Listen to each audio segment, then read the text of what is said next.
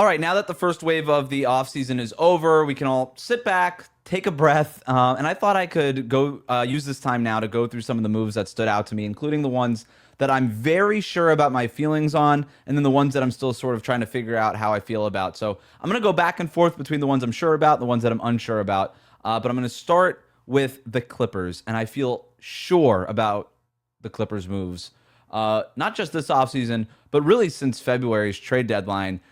The Clippers reset to me is a textbook masterclass in how to pivot out of one era and start into a new era.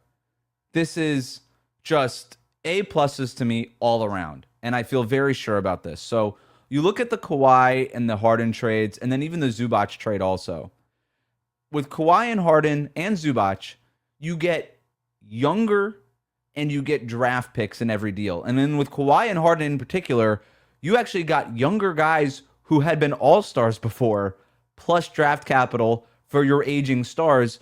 You end up between the three trades, Kawhi, Harden, and Zubac, a total of 4 first-round picks, a first-round pick swap, 5 second-round picks, Darius Garland, Brandon Ingram, Grady Dick, Benedict Mathurin, Isaiah Jackson. You draft Keaton Wagler with that 5th pick that you got from Indiana that ended up breaking your way. Masterclass in pivoting. And you did it in a way where you traded Harden right as the extension talks got a little bit prickly and before you lost real leverage in that. And you found a team in Cleveland midseason that was desperate for him. So you somehow found a way to operate from a position of strength while trading James Harden when he's made an entire career of making it so that his teams operated out of a position of weakness and forcing his way out of places. The one team to actually trade him and get real value back, it seems at least, more than what people had expected. In Kawhi, even with all this aspiration business, you trade Kawhi for more than what Boston got for Jaylen Brown, right? You're able to turn that into a position of strength. And then you trade Zubac to a team that was just desperate to find a center, and you ended up getting the 5th pick in this draft out of it, that in a draft that you had no business picking in. And you ended up getting a guy who a lot of people really like in Keaton Wagler, who I think is going to be a really good fit. I don't know how many of these young guys will be around long term, right? I know that there's pros and cons to Brandon Ingram's game. How long will Darius Garland be there? Can he stay healthy? Is Wagler going to be any good? Benedict Mathurin, I know they still have to deal with his restricted free agency, all these things, but you get a flyer on guys like Isaiah Jackson and Grady Dick, both players who I think could be worth a shot as role players in the future. Who knows what it works out for the Clippers here? But now they have a ton of options. And if I'm a team around the league that's thinking about pivoting off of my current era, I am studying what the Clippers just did over basically 2 transaction cycles between the trade deadline and this offseason, and saying, okay, when we eventually have to pivot off of this era, this is how we do it. So A+ by the Clippers, great work. I feel very sure about that. I also feel very sure about the 76ers moves. Not necessarily the Jaylen Brown one, which we'll talk about here in a second, but I feel very sure about their additions of Dean Wade and Anthony Simons. These are role players that are being acquired by the 76ers to play very specific roles, and I always like that. Dean Wade, analytics darling, 3-and-D role player, can get up threes, stretch the floor, defends at a high level, can defend multiple positions. I know they lose Kelly Oubre and Quentin Grimes. I think they got better. I think they got better with these moves, with those specific roles. Dean Wade is just going to do more stuff than Kelly Oubre is going to do. I like Oubre. I think he plays really hard. He's a little bit trick or treat in terms of what you're getting every single night. But with Wade, he's just going to play that role. His whole thing is, can he stay healthy enough to be out there? And with Simons, he's a knockdown 3-point shooter who's going to be coming off the bench for this team. He's going to replace basically what they lost when they traded away Jared McCain. And they needed that guy. And you go out and get that guy at $25 million a year. I didn't really love Anthony Simons, but at this kind of money, I've always liked Simons' game. And at this money, at $12-ish million a year, I think it makes a lot of sense. So now you're getting Simons on his role player contract, ready to play a role. I think it makes a lot of sense. All right, a move that I'm unsure about. Jaylen Brown. Now, I'm going to talk about, with Bobby Manning here in a second, a lot more about the Celtics side of the Jaylen Brown trade. But to talk about this from the Philadelphia side, I know that this is a slam dunk move, right? You're trading Paul George and 2 first-round picks. it would have cost you at least one of those first-round picks, maybe both, to get off of Paul George's salary. There was reporting around the situation that they were already trying to shop Paul George. The fact that and salary dump him. The fact that you get Jaylen Brown, I've seen people say that, well, you're kind of getting Jaylen Brown for free. All right, I get it. But the reason and I do think you have to do this if you're Philadelphia, right? Like if I'm the GM and this is the call I'm getting, I'm like, yeah, we're doing this trade. I think it's a trade that's directed more towards Tyrese Maxey than it is Joel Embiid. And I can see why, if you're the Sixers, you're saying, we're going to be building around Maxey and Jaylen Brown. And if Jaylen Brown wants to be the number one option, we'll deal with that. But we think that this pairing could work as long as we can get Jaylen Brown to buy in. Okay, here's the but part. Now we're building, as the Sixers, around two huge salaries who we all agree aren't worth those salaries. You look at Jaylen Brown's money, 57, 62, 67, and going to be due an extension within a few weeks. Joel Embiid, under contract, 57, 62, 67, same contract as Jaylen Brown. Jaylen Brown is a very good player. He's a top 25 player, getting paid like a top 8 player. Slightly overpaid for what he is as a player. Joel Embiid, a former MVP, injury history, not what he was, overpaid for who he is as a player. One of the worst contracts right now, as it looks in the NBA. It's really hard, and this is eventually the calculus that the Celtics did, and the conclusion that they came to was, we just can't build around two guys. And the two guys that they were building around was one, Jason Tatum and Jaylen Brown, and the other one was Jaylen Brown. Tatum, who they really believe is the number one option. Jaylen Brown, who they don't think it is. But those two guys at least won a championship together, and they already made the decision, we can't do this anymore. In today's NBA, we can't pay two guys like this. So now if I'm Philly, I'm sitting here and saying, yeah, the value was incredible, but now we're building a team where our two biggest contracts are tied to guys who are either slightly overpaid or wildly overpaid in the case of Joel Embiid. Meanwhile, I've got Tyrese Maxey here, who's probably going to make similar money when his next contract kicks in. And I still have VJ Edgecombe, who I really like, and it feels like the latest moves take more off of his plate as opposed to putting on his plate, which, if I'm a Philly fan, I wanted to put more on VJ Edgecombe's plate after what I saw from his rookie year. So, again, you have to make this move if you're Philly. I get it. But I'm still unsure about how I look at the fit and where you ultimately go here. Because it kind of feels like to me the Sixers got better, but they also kind of boxed themselves in. And I don't know if that step forward was worth ultimately putting a ceiling on what your team could be. Now, if they're able to find a taker for Embiid, go for it. But they did also trade away 2 first-round picks in that Paul George deal. So it's going to be harder to find a suitor for Embiid now. So, yeah, I think they got better, but they also boxed themselves in, and that's why I feel a little unsure about it. I feel sure about the Giannis trade. Not surprising. I always liked the fit in Miami more than in Boston, more than in Portland, Minnesota, whatever other teams we wanted to come up with. Ultimately, Giannis felt the same way, whether it was because of the lifestyle, the salary that the Heat were willing to offer him, all these things. But it was, to me, the Heat were operating from a spot of desperation. 4 straight years in the play-in tournament, missed the playoffs altogether this last year. Even during the tail end of the Jimmy Butler year, there was a sense that this team needed to make a huge move. It's why they were involved in Damian Lillard, Kevin Durant. Ultimately just didn't want to go all in for those guys. Knowing that Giannis could be a potential, guy that they can go get. And then as soon as he was available, they thought they were going to get him in February at the trade deadline. They finally got him this offseason. They moved a lot of pieces. I don't think that they lost a ton of depth in this trade. You lose a guy like Yakachonis and Jaquez, who everybody likes, Khalil Ware, who everybody liked his ceiling. But and then obviously Tyler Hero, who would have been, ironically enough, a great fit next on a team with Giannis, but you had to include his salary. I just think it's going to work. I think we're focused way too much on the shooting part of this. Giannis, Bam, Spo, you still have Wiggins and Davion Mitchell. That's going to be, I think, one of the best 3 defenses in the NBA next season. It's going to be an elite defense. And the Heat have been good defensively over the last few years. They've been top 10, but we kind of throw out around that top 10. There's a difference between a top 10 defense and an elite defense. The Heat have always been a good defense the last few years. they have not been an elite defense for a very long time, right? Their defense kept them in games, but their defense did not win them games. This defense now can win them games, right? Their rebounding and running is going to be off the charts, all right? That is going to be the foundation of this team. Get stops, rebound the ball, get out in transition.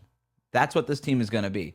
And then offensively, look, I know that there's concerns about the three-point shooting. They added Tim Hardaway Jr., which is a move that was obvious and I like for them. But I look at the two teams that were in the NBA Finals, the Knicks and the Spurs, bottom half of the league in three-pointers made per possession.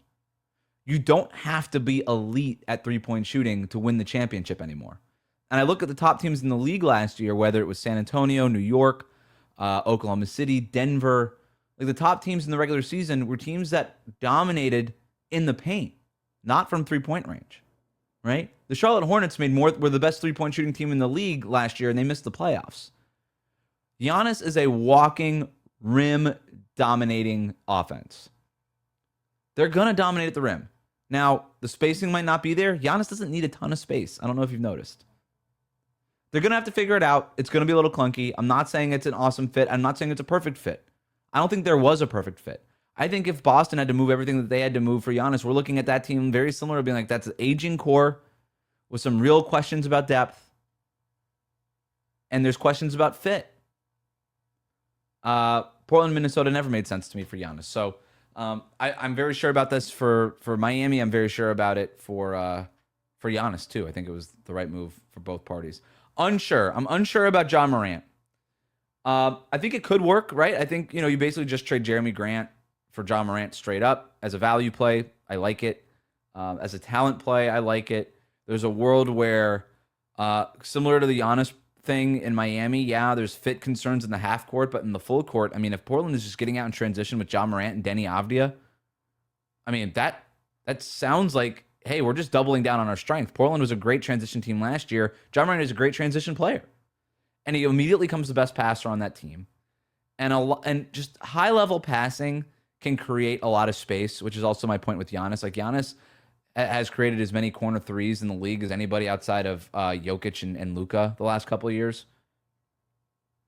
Morant is an awesome passer, which is the thing that gets lost in his skill set all the time. So can he help kind of create that space with his passing? I think so. There's also the off-court things with John Morant. There's the contract that he has. And then there's that thing in Portland where it's just like, you've got a reputation now or a history now in Portland where you are just so over-indexed on small guards. Basically, since the Damian Lillard, CJ McCollum era, you've over-indexed on small guards and you've never really stopped. It's always been small guards. And I don't know, like, would you have just been better off not doing this and just standing pat? I feel unsure about that for Portland. I feel sure about the Hornets trading away LaMelo Ball, meanwhile. They are moving into the Con Knippel era. I think it's the right move. I think they basically realized, hey, LaMelo had a great year.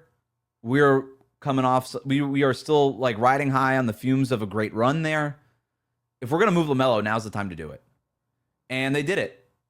He played a lot of games, didn't play a ton of minutes, played a lot of games, was a positive on the floor, right? All the analytics were very favorable to LaMelo after this last year. And I think LaMelo is a good player, obviously has his issues. But my first thought was, yeah, this might be a step back for the Hornets. But it kind of reminded me of the Warriors trading Monte Ellis to make room for Steph Curry. Monte Ellis, fan favorite for Golden State fans back then, a very good but clearly limited player. A good player where it's like, hey, if this is our guy, can we really win a championship? And it feels like that's where LaMelo is headed. Good. Are we sure that this is the number one option for us on a team that can win a championship and really contend? And clearly the Hornets felt like that wasn't the case after their history with LaMelo. They've never gotten close. And they think Con Knippel can be that guy. And Brandon Miller, for the record. So I think this is a calculated step back to ultimately take a huge step forward. I'm buying everything that the Hornets are doing. I thought that was a sober move. I think it was the right move. And to be fair, I like it for Minnesota the more that I thought about it. I think LaMelo sliding into a role behind Anthony Edwards just makes a lot of sense. You're going to have a really hard time doubling Anthony Edwards. To me, this is all about not doubling Anthony Edwards. Anthony Edwards made it very clear he does not like being double-teamed anymore. you put LaMelo on the floor, one pass away, you can't double Anthony Edwards, or you make it really hard to. So I like the move, though. I'm very sure about it for the Hornets. Unsure about the Lakers trading everything that they moved for Walker Kessler. Pros, 24 years old, huge, 7'2", rim protection, rebounding numbers stand out off the charts. If he's the next Rudy Gobert, this is a home run.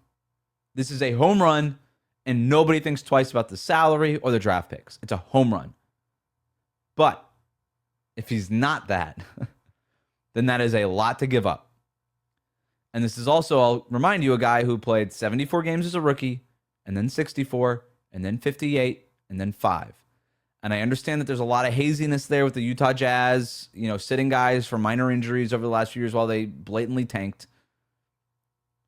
But I still don't love the idea of his availability going down every season, given the history of centers in the NBA. And they already paid him before they saw him in a Lakers jersey.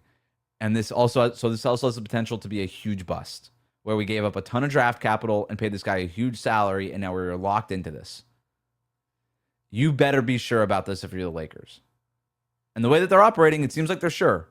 And they've reportedly wanted this guy for a couple of years. But sometimes when you want the guy for too long, you ultimately end up making a wrong decision, right? It's like wanting a car forever and saving up and saving up and saving up. And then by the time you get that car, you realize, actually, a bunch of cars came out in those few years that are probably just better cars. And I probably should have just done that. Right? I don't know. It can go either way. I'm unsure. Last one that I feel sure about, the Miles Bridges trade. I feel sure about this, and I feel sure that Phoenix really screwed up. I just don't get it. I didn't get it then, and then the more I've thought about it, I've gotten it even less. All right? You ended up trading 2 quality rotation players in Royce O'Neal and Grayson Allen for a team that was really built on, we got Devin Booker at the top and then a lot of just like good players. We traded 2 of those good players who were major culture fits, didn't rock the boat, played really hard. We traded those guys plus an unprotected first in 2033. Before we could even really hold it, we got rid of it. The Suns just trading away unprotected first-round picks like they're burning a hole in their pocket. For Miles Bridges, who, would you consider him one of the best 100 players in the NBA? I would not. Yeah, you also got a heavily swapped pick in 2029, which is not going to be good. When you look at the protections, I won't get into them right now because it's boring and complicated, but look at them on RealGM.com. That pick's not going to be good, more likely than not. Miles Bridges is a player. Off the court stuff with the domestic violence stuff, okay, you wanted to bet on that guy. I've already got my issues with that, okay? But he's also been out of trouble for 3 years. Maybe you've done your research on him, you've done your background, you realize, okay, maybe the best basketball is ahead of this guy. Okay, maybe. All right. But he's also got this reputation as this super talented, athletic, physical forward, and he's really just more of an empty calories player. You can look at his box score stats. Oh, it's pretty good. He's smaller than you think, right? He's like 6'7". He was kind of billed as this jack of all trades player coming out of college. He's really not a jack of all trades guy. He's more of a lack of all trades guy. He was one of Charlotte's weaker defenders last season. He grabbed less than 6 rebounds per game last season. And he's a career 34% three-point shooter. He doesn't really do anything that well. And certainly you don't want him on the ball making plays for anybody. And then I think more than anything, I could really see Bridges and Dylan Brooks butting heads on who is the Robin to Devin Booker's Batman. And that's just not good. And what I liked so much about the Suns last year was their clear pecking order. Everybody knew their role, well coached, played really hard. And I think Miles Bridges coming in here being like, I was your big offseason acquisition.